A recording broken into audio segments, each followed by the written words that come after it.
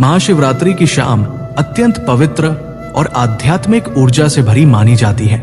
इस पावन संध्या में कुछ ऐसे कार्य हैं जिन्हें भूल कर भी नहीं करना चाहिए, क्योंकि ये हमारे व्रत और साधना की भावना को कमजोर कर सकते हैं। पहला कार्य है घर में कलह या विवाद करना। शिवरात्रि की शाम घर का वातावरण शांत, पवित्र और सकारात्मक होना चाहिए। यदि इस समय हम क्रोध, कटु वचन या झगड़े में उलझ जाते हैं तो पूजा का पुण्य प्रभाव कम हो जाता है। भगवान शिव स्वयं शांत और करुणामय है, इसलिए इस दिन मन, वाणी और व्यवहार में शांति रखना आवश्यक है। दूसरा कार्य है नशा या मांसाहार का सेवन करना। ये दिन पूर्णतः सात्विकता और संयम का है।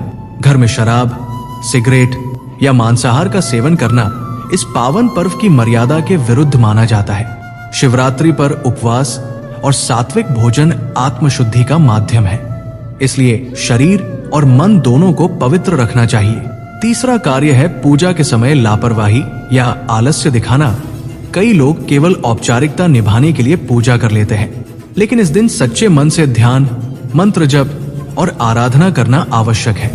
दीपक बुझा छोड़ देना, पूजा स्थान को अस्त व्यस्त रखना या बिना भावना के मंत्र बोलना शुभ नहीं माना जाता। इस समय श्रद्धा और समर्पण सबसे महत्वपूर्ण है। चौथा कार्य है बड़ों और अतिथियों का अनादर करना। शिवरात्रि की शाम घर में आने वाले अतिथि को सम्मान देना चाहिए।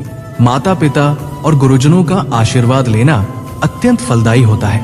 इस दिन सेवा और विनम्रता का भाव विशेष पुण्य देता है। याद रखें, शिवरात्रि की शाम केवल बाहरी पूजा का नहीं, बल्कि आंतरिक परिवर्तन का अवसर है।